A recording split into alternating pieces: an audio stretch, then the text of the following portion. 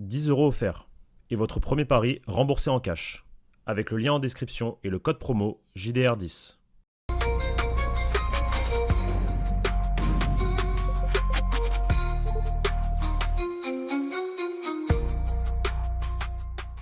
Bonjour à toutes et à tous les amis et bienvenue pour un nouveau débrief sur la chaîne YouTube du Journal du Real. Victoire du Real Madrid dans un derby de buts à 1 en Supercoupe d'Espagne demi-finale. Il y aura donc un classico en finale de cette Supercoupe d'Espagne comme l'année dernière. C'était le Barça qui s'était imposé en 2025, c'était le Real en 2024, c'était le Barça en 2023, c'était le Real en 2022. Et chaque fois, l'équipe qui a remporté la Supercoupe d'Espagne avait remporté la Liga la même année. Donc, est-ce que ça sera prémonitoire ou non d'une belle année 2026 pour le Real ou l'inverse? On verra ça dimanche, mais là on va parler du match de ce soir. Merci à tous ceux qui étaient présents sur le live YouTube et Twitch. Vous avez été extrêmement nombreux, donc franchement, chapeau à vous. Merci à tous ceux qui ont fait des dons, merci aux modos. On s'est régalé avec Pablo, malgré un match un peu lamentable dans le contenu des deux côtés, mais le plus important, c'est la qualif. Et c'est la victoire. Comment ça va, Pablo? Moi, ça va très bien. Je suis content d'avoir vu le Real Madrid remporter un derby. Ça faisait longtemps et ravi de voir le Real disputer une finale dimanche face au Barça. On va voir ce que ça donne. On va voir ce que ça donne tranquillement. Exactement. Au calme. On dépose le petit like, on s'abonne si ce n'est pas déjà le cas et on nous dit en commentaire vos tops et vos flops, votre ressenti. Comme d'habitude, ça nous intéresse. Et puis, on va voir le lien en description. Deuxième lien qui est disponible pour aller se choper du Oli. Les gars, j'étais sous Oli Énergie toute la soirée. Ça m'a permis de rester éveillé avec ce match soporifique. Donc faites la même chose, commandez votre Oli pour bien commencer 2026. Au passage, je sais pas si tu l'as fait en direct, mais un grand merci à la maman de RM Trenti qui a fait une commande Oli. C'est vrai, et qui a régalé son fils, c'est ça? Non, même pas, c'est pour elle, je crois. C'est pour elle carrément? Ouais, c'est pour elle. Voilà, daronne. Merci beaucoup. Faites comme la daronne de Trendy. RM Trenti sur Trenti. sur Twitter. Petite dédicace à toi, mon frérot. Et puis faites comme lui. Lien en description, JDR5, 5 € de réduction pour toute première commande. Prenez le pack découverte, c'est toujours bien pour tester un peu tous les goûts. Sinon, moi, je vous recommande bien sûr la gamme Ice Tea et notamment les 3 derniers goûts qui sont sortis là, Hibiscus Tea, Green Tea, Black Tea. C'est le fire, les gars. J'ai tout compris. Je parle tellement bien anglais que j'ai tout compris. Hibiscus Tea, les gars. Hibiscus Tea. Et code JDR. Tu parles le même langage que Kamavinga sur le terrain, frérot. On va en discuter. 10% de réduction avec le code Désolé, la Kama, elle était facile, mais désolé. Elle était facile. Et il y en a d'autres qu'on peut pointer du doigt ce soir. Petit rappel de l'ordre chronologique de la rencontre. Fede Valverde qui s'est mis en pétard dès la deuxième minute, ce qui a envoyé une praline, coup franc direct, un des plus beaux depuis quelques années au Real Madrid. Alors le placement du mur de Jan Oblak, on pourrait en faire une dissertation à quel point c'est catastrophique, mais il a le mérite d'avoir envoyé une vraie praline qui était cadrée. Ça fait but, tu commences bien la rencontre. Très rapidement, on se rend compte qu'il y a quelque chose qui cloche. On va vite se rendre compte que c'est les conditions climatiques, parce qu'il faisait extrêmement chaud et qu'aucune des deux équipes n'avait envie de courir ou de jouer. On a eu un match, ça ressemblait plus à un match amical qu'une vraie demi-finale. Un match de pré-saison aux États-Unis, quand il fait chaud au mois d'août. Ouais, vraiment, un peu les mêmes conditions que lors de la Coupe du Monde des clubs, grosso modo, ça ressemblait un peu à ça. Alexis, qui était sur place, nous a confirmé qu'il faisait une chaleur de chien, si je reprends ses mots. Et puis, ensuite, derrière, t'as cette deuxième mi-temps où on va avoir une belle action collective du Real, à 2 à l'heure, hein, bien sûr, dans les conditions... tout le temps à 2 à l'heure, tout à 2 à l'heure. Mais l'action est belle, la passe de Fede, le contrôle de Rodrigo, la finition de Rodrigo qui se rattrape d'un immense raté en première mi-temps. 2-0, derrière on va se faire peur parce qu'on ne sait pas garder un résultat au Real. Sorloth qui va dunker sur la tête de Raúl Asensio. D'ailleurs, si vous aviez suivi les conseils de la Previa, vous êtes peut-être riche à l'heure actuelle parce que quasiment toutes les cotes sont passées. Rodrigo décisif, but de la tête de l'Atlético. Bon, il n'y a pas eu la Vicky cote penalty Real, hein, comme l'avait dit Pablo. Pablo qui a eu juste sur son prono d'ailleurs, dès un Real Madrid. Et le match va se finir comme ça. On a eu la baraka en fin de match. L'Atlético s'est procuré des occasions, mais ça a tenu. Et on se qualifie donc pour cette finale. Pablo, c'est quoi ton ressenti global après cette rencontre? Mon ressenti, c'est la qualification. Et puis, c'est tout. Avec un petit astérix sur Fede Valverde qui, je pense, a réalisé son plus grand match au Real Madrid depuis très longtemps. But passe D, mais même dans l'attitude. Même dans ce qu'il a dégagé sur le terrain. Alors, je sais pas si c'était le fait d'être au marquage d'Alex Baena qui l'a encore plus motivé à être un chien de la casse, mais j'ai adoré le match de Fede Valverde. Pour moi, c'est vraiment, c'est l'homme du match pour tout le monde, je pense. Mais voilà, il est le Fede Valverde qu'on connaît, celui qui se tue pour ce maillot, celui qui donne tout, et il a marqué ce but magnifique. Il a fait cette passe très précise dans la profondeur Entre la profondeur et les pieds, c'est entre les deux pour Rodrigo. Et un match La célébration sur le premier but comme un match soulagement sur son côté droit incroyable. Son match sur son côté droit incroyable, hyper actif, très intense. Il a mis le pied sur le ballon constamment. Il a gagné énormément de duels. Moi, j'ai kiffé Fede Valverde et j'ai envie de voir un Fede Valverde toujours comme ça en fait. Et ce qui est bizarre ou pas, parce que si vous m'écoutez depuis maintenant 2 ans, 3 ans, moi ce que je vous dis c'est que Fede Valverde est un joueur de côté. Fede Valverde pour moi c'est, en tout cas, Fede Valverde est un joueur de côté avec ces joueurs-là au milieu de terrain. Si t'as Kroos et Modric devant lui, je le mets 6 tous les jours. Mais c'est la vérité parce que je les trouve tellement lents et tellement statiques et tellement, moi ils m'exaspèrent, ils me sortent des yeux, ça y est. Fede Valverde avec ces gens-là, c'est un joueur en plus qui ralentit le jeu forcément parce que son style de jeu au milieu de terrain, je vous dis, c'est un mec qui compense pour les maestros et on n'a pas de maestro au milieu de terrain. Tchouaméni, t'as un joueur qui compense les maestros. Kamavinga, pour moi, c'est même pas un milieu de terrain, c'est un latéral ou un joueur de côté, comme je l'ai dit dans le match. Limite, je préfère même quand il a joué ailier droit, je crois contre le Barça. Il a joué ailier droit, non, contre le Barça. Il était meilleur à ce poste-là qu'au milieu de terrain. Et quand t'as pas de maestro, forcément, et que tu mets 3 mecs comme ça au milieu de terrain, c'est difficile. Maintenant, Valverde à droite, Valverde à droite, c'est incroyable. Quand il est comme ça, comme ce soir, c'est incroyable. Je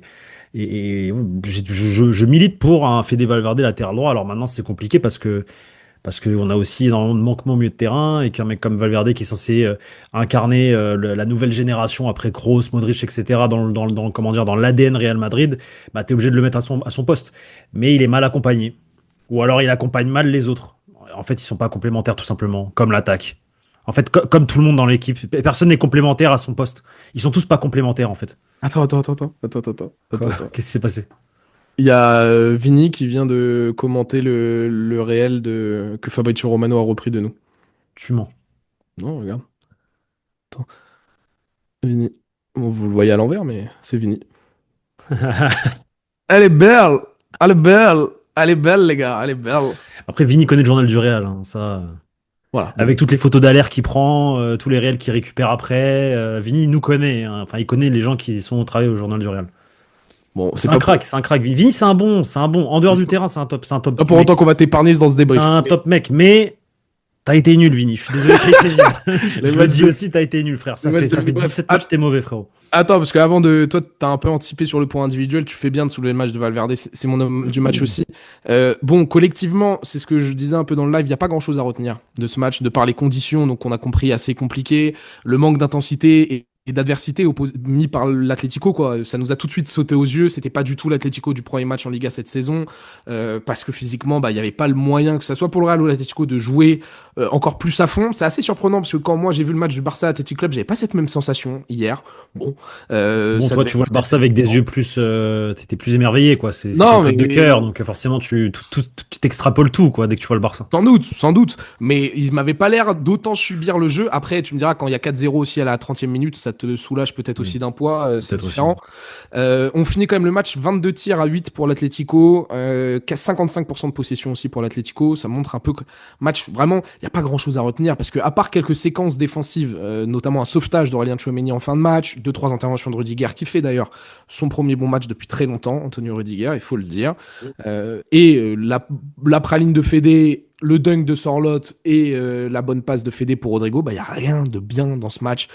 2-3 sorties de balles de Jude, 2-3 interventions de Jude aussi. Énormément d'interventions. Attitude de bonhomme au milieu de terrain, ça pour le coup, moi c'est mon... Après Valverde dans le carré vert, dans le rectangle vert, pardon. C'est Jude Bellingham aussi. Pour moi. Hein? De quoi? Courtois aussi. Courtois, c'est un gardien. Il fait un vrai match, hein, Courtois. Il fait un top match de Courtois, mais c'est le gardien. Je parle des 10 mecs dans l'équipe. Ouais. Bellingham. Et Rudiger, le troisième. Moi, il m'a frustré, Jude, parce que pas de justesse dans les 30 derniers mètres. Ouais, mais il fait chaud. Oui, bon, mais non, mais d'accord. Mais tu rigoles, mais c'est vrai. Oui, mais ces trucs-là, c'est vrai. Quand tu joues au foot et que t'es mort, que t'as fait tout, en fait, il fait déjà chaud, il fait humide. Tu cours, t'es essoufflé et ça rentre dans tes poumons, t'es KO. Tu récupères le ballon, tu te retournes, forcément tes jambes, tu manques de lucidité, tu commences à voir flou. Tu vois, c'est des humains. Enfin, c'est pas des robots. Mais dans l'attitude. Ils ont pas un bandage comme le joueur du Barça. Tu sais, les joueurs du Barça, ils ont tous un bandage blanc. On sait pas ce qu'ils font en réalité. Comme Karim Benzema à l'époque. Ouais, mais eux, c'est eux, on savait Karim Benzema pourquoi il avait un doigt cassé. Eux, ils ont pas de doigt cassé, mais ils ont un bandage blanc au niveau du poignet justement, au niveau des veines là. Ouh. Alors, Qu'est-ce qui se passe? Xabi Alonso qui vient d'annoncer que Kylian Mbappé arrive demain en Arabie Saoudite. Bon, bah ça va nous faire les trois prochains jours, ça aussi. Kylian Mbappé joue ou pas ce Classico, ça va arriver aussi. Mais pour finir d'abord sur aussi le match. Donc Jude, match de bonhomme. Encore une fois, techniquement, il y a des trucs à redire dans les derniers mètres, tout ça, tout ça. La charnière centrale, moi, bon, bah, après, comme je vous ai dit, c'est compliqué d'analyser, mais on a joué dans un bloc bas dégueulasse en émental, parce que je vais respecter, vu que quand je dis gruyère, on m'attrape sur le chat en disant qu'il n'y a pas de trou dans le gruyère. Bah, c'était un émental. Sur ce bloc bas, on a laissé les joueurs d'Atletico tranquillement rentrer dans notre surface plus d'une fois. Comme je l'ai dit, la fin de match, on termine en mode baraka, bien chanceux sur certaines situations. Mais comme vient de le dire aussi Chabi, on était venu ici ce soir pour se qualifier. C'est chose faite. On a compris que les conditions étaient particulières. Pas grand chose à analyser à part le courage de certains joueurs et la faiblesse de d'autres, parce qu'on a parlé des points positifs, mais on peut aborder les points négatifs. Tu l'as dit, le milieu de terrain cataclysmique, que ça soit défensivement ou offensivement, le double pivot de Tchouaméni et Camavinga ce soir individuellement, ils sont passés totalement à la trappe. Alors oui, Tchouam, il fait une intervention décisive en fin de match, très bien. Il sauve le résultat, ça aurait pu être différent, c'est vrai, parce que s'il y a Griezmann derrière, donc s'il n'y a pas la retournée là, de Tchouaméni sur le centre de Llorente, je crois que c'est Llorente, on parlerait peut-être différemment de ce match, mais Tchouaméni, Camavinga, naze, Rodrigo très moyen jusqu'à son but, Gonzalo, bah, il a mangé le mur, on s'y attendait, beaucoup de mal à garder le ballon de haut jeu, beaucoup de mal à être juste dans balle au pied, très peu de séquences, bah, il n'a pas frappé, je crois, une seule fois. Non, il n'a pas frappé. Pas eu une seule occasion, alors c'est la preuve aussi que le Real a été extrêmement inoffensif. Malgré les 2 buts, hein, c'est à peine 4 tirs cadrés, c'est 8 tirs dans le match, donc ça a été très compliqué pour le Real Madrid. Et puis Vinicius. On souffle. Vinicius, on souffle. Même si effectivement, en première mi-temps, il y a eu 3-4 moments où il est revenu. Parce que tu le soulignais. J'ai oublié. Et il a bien défendu. Il a récupéré pas mal de ballons. Il a mis le corps, ses fesses. Et il a réussi à récupérer pas mal de ballons. Et sur ça, j'étais content parce que je voyais un Vinicius qui n'a jamais réellement fait ça et qui réussissait à faire ça. Donc j'étais plutôt parce qu'on lui a demandé. Ravi de voir. C'était une consigne. J'étais ravi de voir qu'il faisait l'effort et qu'il réussissait à faire l'effort. Et pour revenir au milieu de terrain, parce que j'étais quand même dur sur mes propos en début de vidéo, de dire que ce sont des handicapés ou des cotorep. En fait, le truc, c'est quoi? Parce que ce serait mentir de dire aussi qu'ils sont complètement nuls. Parce que il y a des séquences où Camavinga, il arrive à se retourner, à casser des lignes. Tchouaméni, il y a des situations où il est face au jeu, il se retrouve. Même à un moment, rappelle-toi, il récupère un ballon hyper haut à gauche. Tu vois, en fait, ils ont des moments de lucidité ou des moments des instants où ils font des trucs. Ce sont des joueurs de foot en fait. Voilà. Mais en fait, par rapport au niveau d'avant, de ce dont on a été habitué au Real Madrid, que ce soit moi quand j'étais gamin avec Makelele Zidane. Que ce soit juste après même avec Mahamadou Diarra, Emerson, qui était à des années, enfin c'est méchant de dire ça, mais on a quand même gagné une Liga avec ce double pivot là. Que ce soit ensuite avec les Schneider, que ce soit ensuite avec ou Van der Vaart, parce que c'était les deux joueurs au milieu de terrain. Et t'avais la Sanadiara juste derrière, qui était incroyable aussi. Que ce soit ensuite avec Xabi Alonso, Khedira, Mesut Ozil. Ensuite, t'as eu donc le trio magique qui nous a fait gagner tant de Ligue des Champions, Casemiro, Kroos, Modric. Je te jure, moi, ça fait 25 ans que je regarde le Real Madrid. Pour moi, c'est le pire milieu de terrain du Real Madrid que je vois depuis que je suis le Real Madrid. Enfin, je suis un menteur. Parce on s'est mangé 2 années avec Gravesen et c'était dur. En 6, voilà. Ok. Mais après, devant Gravesen, il y a Tchouaméni et Camavinga, à mon sens, à l'instant T. Parce que je mets tous les autres milieux de terrain que j'ai vus de mes propres yeux devant ces 2 mecs-là. Je vous jure que c'est vrai. Je pense qu'ils sont pas du tout compatibles. Ou alors peut-être que Kama joue avec la peur. Tchouaméni, je sais pas. Pour moi, Tchouaméni, c'est un compensateur. Il faut qu'il soit entouré de mecs qui savent toucher le ballon. Donc ça sur le banc. Tout seul, c'est compliqué. Et Camavinga, c'est pas un profil comme ça, encore une fois, pour moi. Je suis désolé. Donc, ce serait méchant de dire que ce sont ce que j'ai dit en début de vidéo. Mais ça m'énerve parce que c'est lent, parce que c'est statique, parce que ça prend trop de temps à faire tourner le ballon, à prendre une décision. Défensivement aussi, Pablo. Tu l'as pas encore dit, mais y a rien. Non mais là, je te parle avec ballon. Moi, je te parle avec ballon. Dans le dos des milieux. Qu'est-ce que c'est lent, mais qu'est-ce que c'est lent. Même sans ballon, c'est problématique, qui est censé être une force des 2 joueurs. Ils savent pas se retourner. Camavinga ne sait pas se retourner. Camavinga ne sait pas se retourner. C'est la base quand t'es milieu de terrain. Te retourner, bam. Il a peur. Combien de fois? Et à un moment donné, il perd le ballon, il tombe, et il regarde ses copains courir après le ballon qu'il a perdu. Il se relève même pas, il se dit pas, je vais faire l'effort. C'est insupportable. C'est insupportable. Je suis désolé, les gars. Et vous comprenez le français aussi, donc si vous regardez cette vidéo, vous allez maillir, mais je suis désolé. Enfin, je, et je pense que, carrément, je pense qu'ils savent qu'ils ont fait un mauvais match. Je pense qu'ils doivent s'en rendre compte qu'ils ont fait un mauvais match. C'est pas possible de se dire, j'ai fait un bon match ce soir. Moi, je serais pas satisfait du match qu'ils ont fait. Enfin, je sais pas.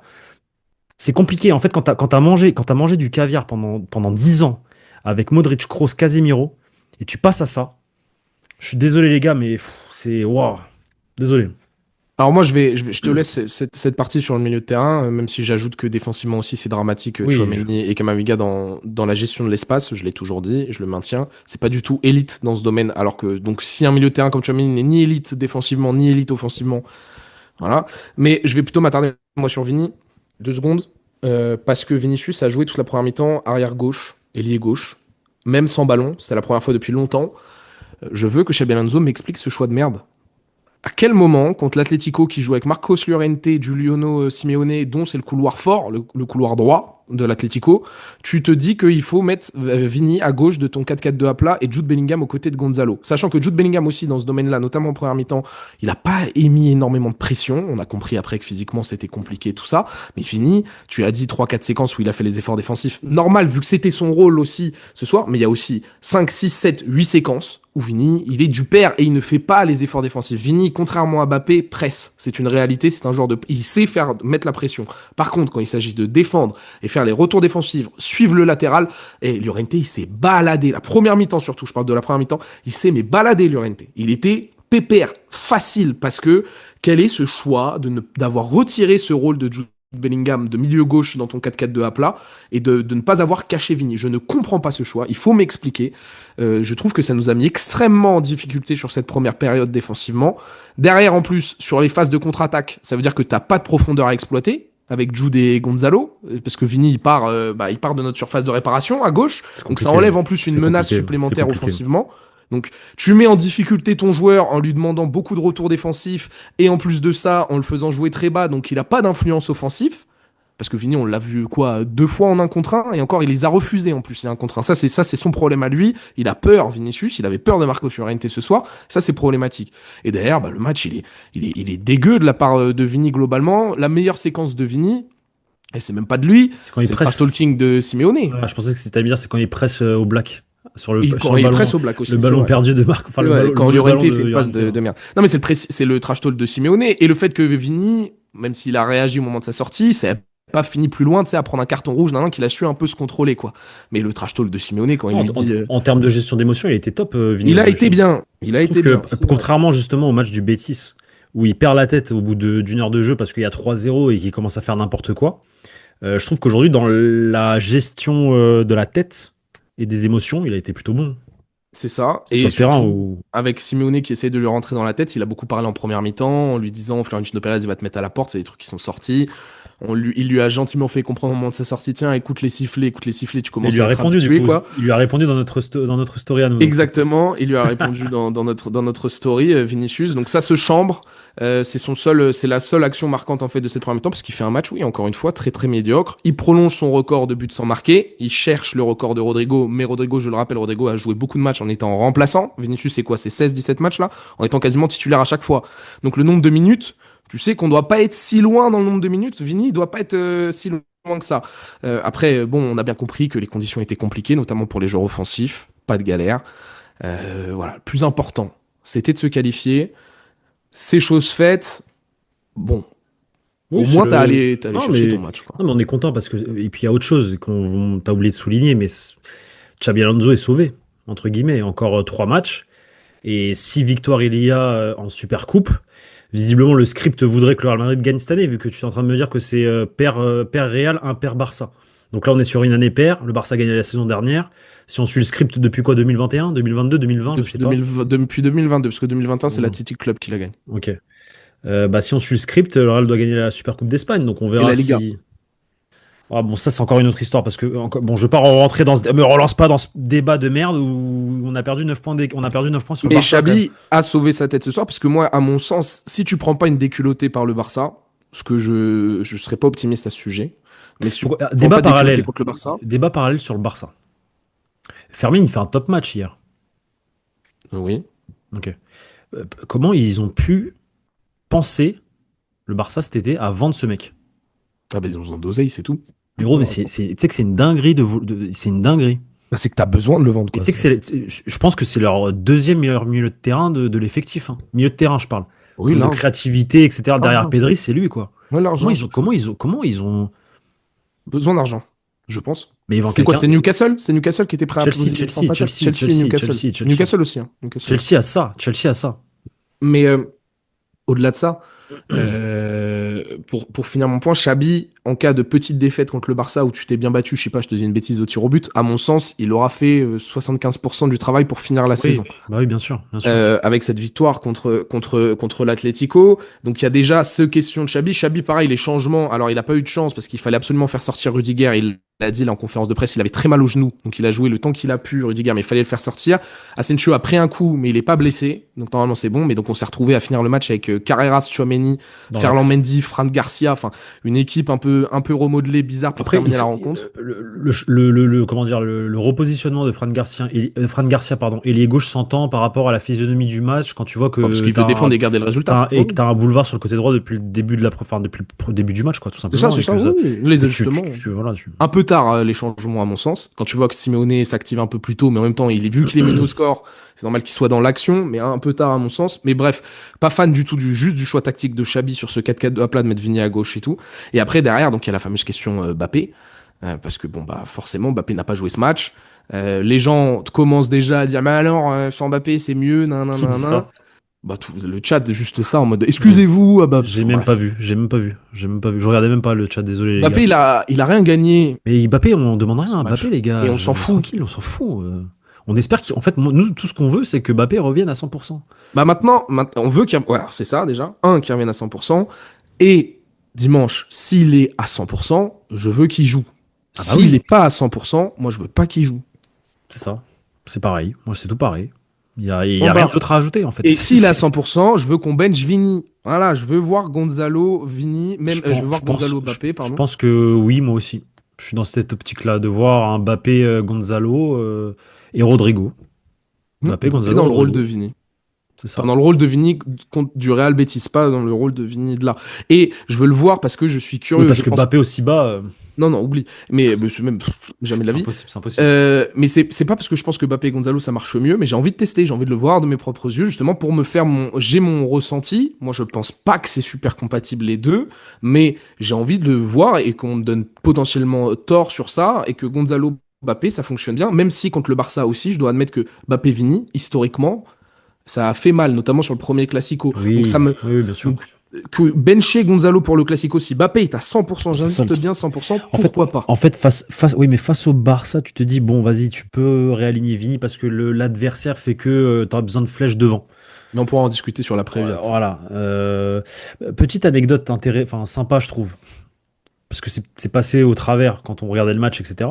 Mais quand il y a eu l'embrouille là, sur le changement entre Vini et Diego Simeone, qui c'est qui réagit et qui va défendre Mais il vient de le dire. C'est hyper sympa, je trouve. Et ça, personne n'en a parlé et je trouve que c'est super cool. Parce qu'il a dit, j'ai entendu ce qu'a dit Simeone à Vini, je n'ai pas aimé ça, on ne peut pas parler comme ça, certaines choses dépassent les bornes. C'est ce qu'il a déclaré.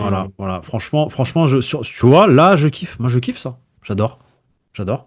Et ça montre que ça va vers du bon, vers du positif. On espère que... En fait, un coach qui défend son joueur, c'est carré. C'est top. Il lui a dit, Xabi Alonso a dit à Diego Simeone, parle à tes putains de joueurs, casse-toi.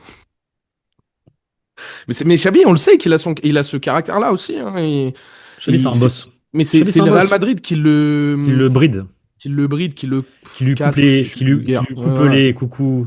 Voilà, mais Xabi là-dessus, il y a rien à dire. Et puis là, il va à la défense de Vini. C'est d'autant plus marquant, tu te souviens, la réaction qu'il a après Séville quand on lui dit, ouais, vous pensez quoi des sifflets de Vini? Et qu'il dit, ouais, le Bernabéu a le droit de siffler. Après Séville, il avait vraiment touché le fond. Hein. C'est là où tu te rends un peu plus compte, quoi. Entre le tranquillo à la presse avant de partir et le Vini s'est fait siffler, le public, ils font ce qu'ils veulent, tu vois. C'est là où tu vois qu'il était, juste au bout du rouleau et que les vacances lui ont fait du bien, quoi.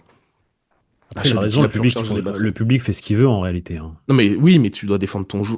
Depuis le début de la saison, dans la presse, t'es en mode Vini va marquer, Vini ci, Vini ça. Et le moment le plus dur pour ton joueur, tu es censé le dire un petit mot. Oui. Oui, si vous voulez. Ça, non, parce qu'en fait, ça, là, je suis pas d'accord avec toi parce que le public du Bernabéu fait partie de la famille. Non mais tu peux dire. Simeone ne fait pas partie de la famille. Mais tu peux dire. Capte. Le public fait ce qu'il veut. Mais tu peux dire le public fait ce qu'il veut, à le siffler, mais nous on croit en Vini. Point. Très bien. Très bonne réponse. Sauf que lui, il a juste dit. Oui, parce qu'il part du constat qu'on s'est tous fait siffler et que lui-même s'est fait siffler aussi quand il était joueur. Mais bref, c'est anecdotique. Mais Xabi, Alonso, Vini, bien sûr qu'on observera ça. Et donc il y aura ce classico dimanche avec la prévia, la conférence de presse traduite en français à suivre sur la chaîne YouTube du Journal du Real, le match à suivre en direct aussi, commenté en direct sur la chaîne YouTube du Journal du Real ce dimanche 20h, logiquement, en espérant qu'on appréhende un peu mieux donc les conditions météorologiques. Peut-être qu'elles soient aussi un peu plus clémentes, ça serait sympa. Et selon la COP, Asensio n'est pas blessé donc pourrait être disponible pour ce match là. À voir Rudiger aussi, comment est-ce qu'il se remet de ses douleurs au genou qu'il a ressenti donc durant le match. On a tout dit. Ouais, on a tout dit. Pour moi, on n'a oublié personne. On est tout bon, chacal. Merci beaucoup, Pablo. Merci à tous ceux qui ont suivi ce débrief. Mettez-vous en commentaire le top et le flop. On a le petit café réal demain matin, 8h30. On va parler du match, mais on va pas rentrer dans le détail de ce match qui, je le dis maintenant, parce qu'il y a peut-être des gens qui ont arrêté de regarder. C'est le pire match que j'ai vu cette année depuis qu'on commente les rencontres. Pas le pire match du Real ou autre, c'est juste le pire match au global. Voilà. C'était vraiment lent, vraiment. C'était un match de pré-saison en quelque sorte. Mais on va quand même se faire ça dans le Café Réal demain. Merci Pablo. Passez une excellente soirée et puis à très vite sur la chaîne YouTube Journal du Real. Et allez voir les réseaux sociaux, plein de belles choses. Ciao les gars. Ciao.